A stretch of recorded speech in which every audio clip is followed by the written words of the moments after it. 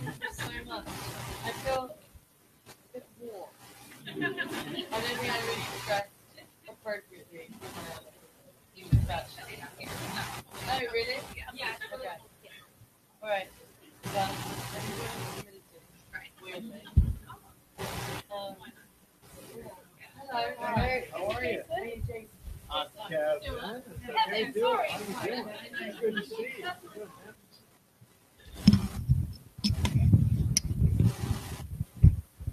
Hello. Hello. Is this thing on? Okay, that's, I was wondering because I stood next to you a second ago. I'm like, she's towering over me, but you have, I have very, very big heels. Is that, 6 inches? Like, what is that? I don't know, I've stopped counting. Pretty solid. They get bigger and bigger. Yeah, they just get bigger and bigger every time. Well, is this on? I don't know. I think is it on? Can you guys hear us? It's all working? We got Facebook going. Everything's ready to go? Okay, cool. Well, welcome to South Florida. You came on a lovely day. It's nice to see you here. Thank you so much. It's a little bit rainy out there, but it's all right. I actually wrote my song Homesick, being in a really warm place when it rained. Okay. So it reminds me of home. Now, you actually did the video for New Rules was in Miami, correct? I did, yeah, that's correct. Did you have any rain during that? A little bit. We were kind of prepared for rain. So we tried to get a lot of like the pool parts done in the morning before the rain started. But we got very lucky and it didn't rain at all. How'd you wind up choosing Miami for a video spot? Whose call was that? Well, it's always the exciting part when you want to do a video. You're like, oh, where can I go? Somewhere that I've never been before, and use that as an excuse to go and explore a new place. And we chose Miami because it was warm and we knew what we wanted the treatment for the video to be. And we found kind of the perfect place to shoot it. And so Miami was our calling. Now, you've been traveling all around. You usually did Bonnaroo, correct? Yes, I was there yesterday. Okay. Did you have rain for that, too? It rained in the morning, and then it was sunny. And really hot. I saw the crowds that you had there. Did you hear any numbers, like how many people you had there for Bonnaroo? It looked like it had to be like 50,000 people. I don't know. There was a lot of people, and it was crazy because I played Bonnaroo last year. And I played like a medium-sized tent. And I couldn't believe it when I got told that I was going to play the main stage. It's like, is anyone going to show up?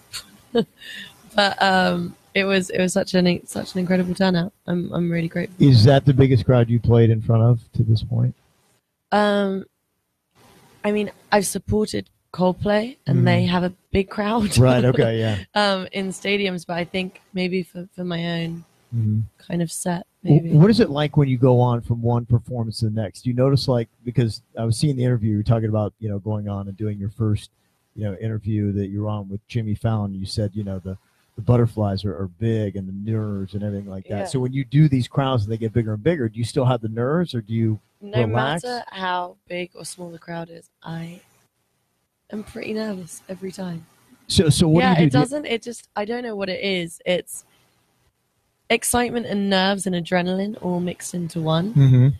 And just like, I think it's the point. It's the waiting part where I'm waiting backstage to go on stage, where I'm just like, right, can we just speed this up a little? Can I just get out there? Because the second I'm out, then I feel fine.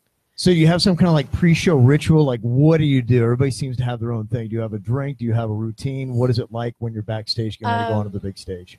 I do my vocal warm-ups. I drink lots of tea. Me and my band religiously play Katy Perry. Okay, that's kind of your go-to, get you pumped up. That is my go-to to get me pumped up. I'm obsessed with her. You talk a lot about maintaining creative control, what you do, your look, and everything else. So when you do a show and they say, hey, here's a pink flamingo, is that your call for the Billboard Music Awards? Yeah. That's you want to do that? You're like, hey, get me a huge pink flamingo somewhere. You should see the email.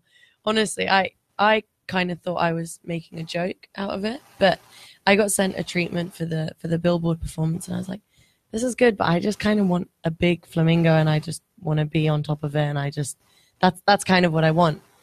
And they were like, okay. It's like, okay, amazing. I should do this more often. So when did that happen? Because I'm sure when you first get going, people are like going, do we have to do a flamingo? Could we do a duck or something like that? Does it change? Like, well, it has to be a flamingo because of new rules. Okay. And when I envisioned the music video, the when we were kind of going through the colors and the aesthetic and the meaning behind it, and I was like, I just feel like we need flamingos. We need flamingos. And then I was like, I'm going to Wikipedia and figure out how I'm going to make the flamingo relevant to the story, because it has to be in there.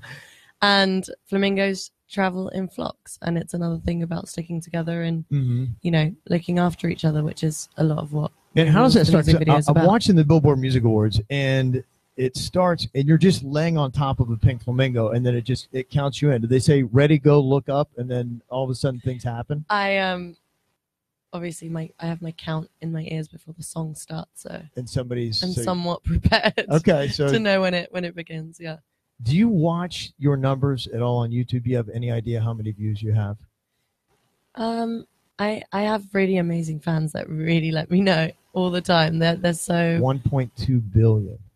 Oh, that's a pretty big number. Last time I checked, it was only in billions. So that's it's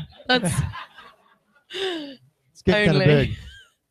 At some point, you have to notice that it's harder for you to go out and not be recognized, and that I'm sure that your life changes a little bit. What is it like for you now? Because I'm sure at some point you're probably taking an Uber, and now can you hop in an Uber and just? I've got a different name on my Uber. Oh, you do? Okay. Yeah. But life. I want it to try and keep it as normal as possible, and I have a really good team and friends and people that just keep me really grounded, and I think that's really important. But I think it's sometimes really exciting to just, see fans in the middle of the street and they're like, hey, are you? I'm like, yeah, let's take a picture. That's cool. Yeah, it's fun. It's exciting. And yeah. When you first start out, you have been living life and your life is not as crazy. Then when the hips start coming and you start playing the shows, you don't have as much time for regular life. Is that harder on the writing process to not necessarily be living a normal life? Sometimes, yeah. I think you really need life to really happen when you're on the road all the time. Your day and your schedule is quite monotonous. You do a lot of the same thing every day, apart from going to a different city and experiencing a new crowd. All the other flying or going on a tour bus and waking up and getting ready and doing the meet and greets, that stuff, the kind of that stuff stays the same.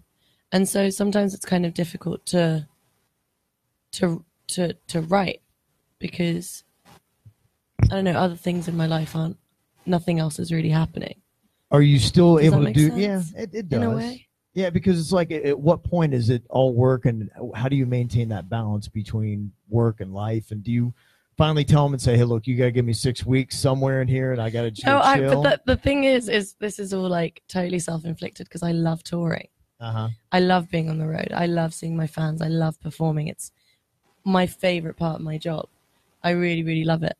But then when it comes to the writing part, I do need to take a tiny bit of time out where I can just let things happen, where I really have the chance to really catch up with my friends, to really just talk about the stuff that has happened. And then, before you know it, I'm really just opening up and I'm like, okay, I'm ready to go into the studio now. Do you have time to binge watch shows? Do you watch anything? Yeah.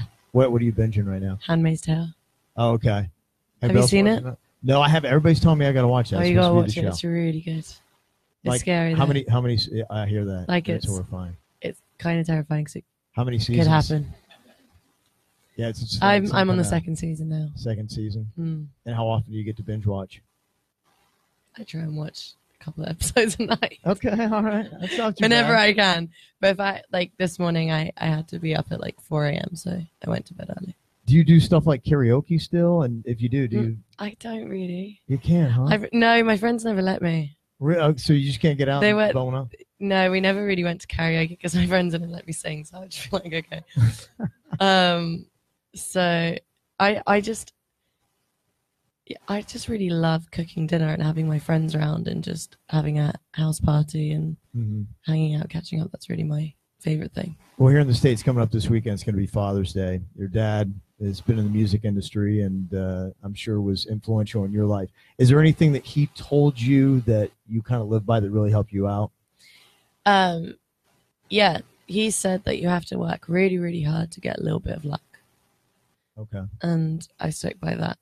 all the time. It's so important to, remember to work hard, to be persistent, to never really let go of your dream. And that, as much as people say, oh, you have to be in the right place at the right time, a lot of the time it comes to the people that have been working towards that.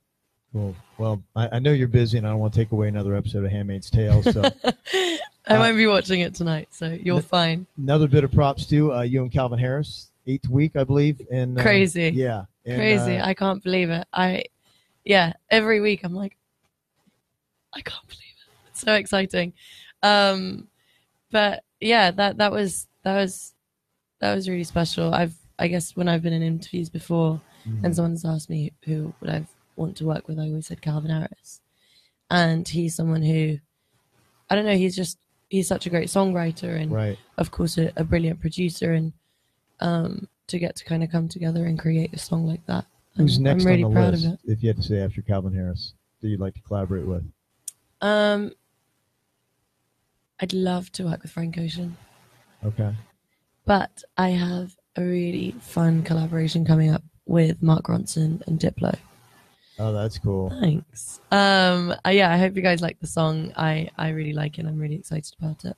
That comes out this summer. And not one of your own songs, but something else. What is your go-to jam right now? Hella Good by No Doubt. Okay. All right. Yeah. See that coming.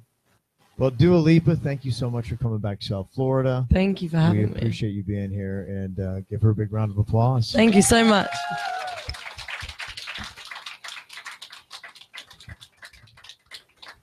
Thanks, guys.